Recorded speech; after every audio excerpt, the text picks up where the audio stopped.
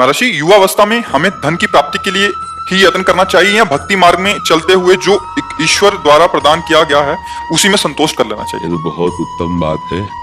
अगर ये बात आ जाए कि पूर्व प्रारब्ध के अनुसार जैसे हम नहीं चाहते पर हमें दुख भोगना पड़ता है, अगर हम सुख की विचार न करें तो भोगना पड़ेगा ना, मिल जाएगा ना।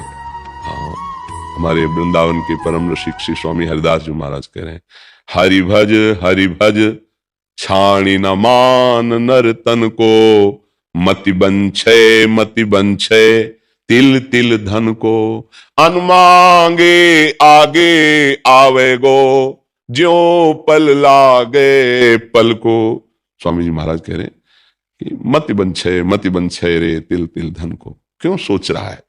कोई सोचता है मुझे दुख मिले, बलात् भोगना पड़ता है क्योंकि प्रारब्ध है अशुभ कर्मों का। तो शुभ कर्मों का जब फल आएगा तो सुख सुविधा उन्नति इसका सब विधान बन जाएगा।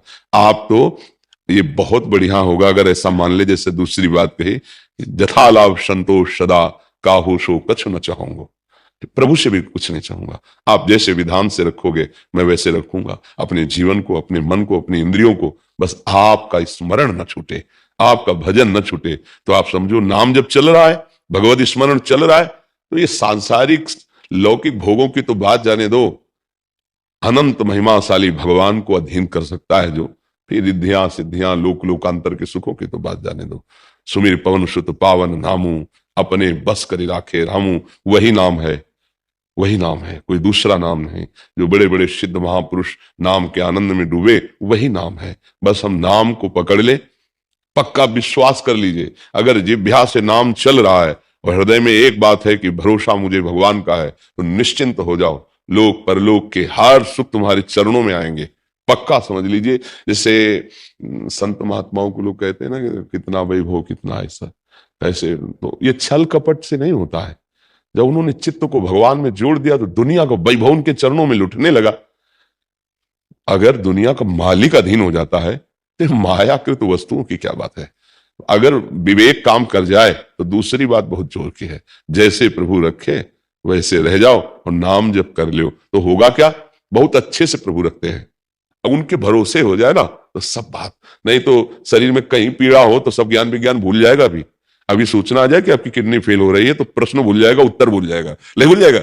हाँ, तो ये भगवत आश्रय, ये हम कह रहे हैं कि जो दूसरी बात कही उस पर अगर स्थित हो जाओ तो बहुत जोर की बात। जहां इस शरीर के उदर पोषण के लिए जाते थे, मिला तो पाया, नहीं तो यहां भूखे भी रहे। वहां कई 100 साधक का रोज सुबह और शाम भोग बनता है, श्री जी भोग पाते, साधक कह पाते हैं कई 100 की संख्या में। और किसी से ऐसे नहीं प्रभु, यहां कोई आपको संकेत भी नहीं कर सकता। यहाँ का सख्त शासन है कि ऐसा नहीं कर सकता कि भाई 400-500 साधु सेवा होती है, नहीं, कहीं आवाज नहीं, कहीं दान पेटी नहीं, कहीं किसी भी तरह का ड्रामेबाजी नहीं कि यहाँ पर्चा भरो, यहाँ ये करो, यहाँ कुछ नहीं है। और इतने अच्छे से श्री जी चला रहे हैं, किसी से कहना नहीं, कोई किसी से फीस नहीं, बिजली सब कार्य, कितने कार्य, सब हजारों लोग बैठ के सुनते हैं, तो साउंड सर्विस क्या क्या सब, सबकी व्यवस्था समय पे है। बस उतना है कि खा लो पी लो आनंद से रह लो, बस। हाँ, साईं उतना दीजिए जामे कुटुंब सब आए और मैं भी भूखा ला रहा साधु लोग, बस वैसे ही चला है। जहां जिस समय जो आवश्यकता होती है वो उतना ही प्रभु भेज देते हो, वैसी व्यवस्था प्रभु चल जाती है। तो हमें लगता है अगर प्रभु के भरोसे रहे, अपने उदाहरण से समझ में आता है, प्रभु के भरोसे रहे तो सबका निर्वाह हो करते हैं, सबका निर्वाह करते हैं।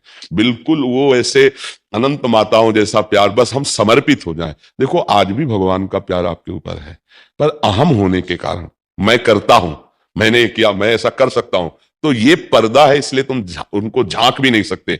और अगर ये अहम समर्पित हो जाए तो आप ऐसे देखोगे कि हर समय प्रभु हैं, वही करवा रहे, हर व्यवस्था, हर सोच, हर क्रिया बहुत आनंदमय हो जाएगी। वो जैसे अर्जुन की घोड़ों की बागडोर पकड़ ली ना, ऐसे मन और इंद्रियों की बागडोर पकड़ लेंगे प्रभु, शरणागत हो जाए, हृदय से हो जाए। और देखो एक दिन यहां से चलना है, यहां का जितना वैभव है ये शरीर भी यही छूट जाना है। अगर भजन ना हुआ, भगवान का चिंतन ना हुआ तो साथ जाएगा क्या। इसलिए बड़े भाग्यशाली है, जैसी परिस्थिति उसको सह लो और राधा राधा राधा राधा राधा भगवान नाम जप करते हुए जीवन व्यतीत करो तो भगवान की प्राप्ति हो जाएगी। ये पक्का समझ लो।